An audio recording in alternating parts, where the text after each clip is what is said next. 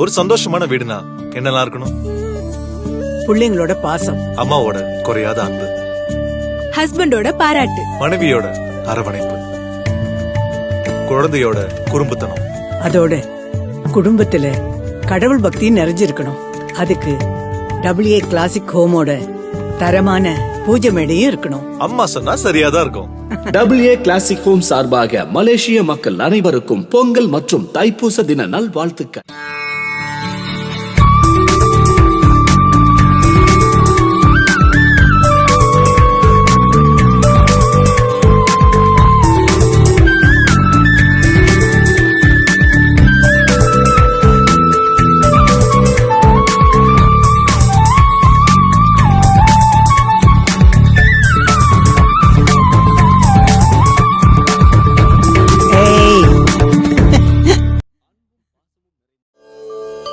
கடவுளே, எல்லாரும் நல்லா இருக்கணும்.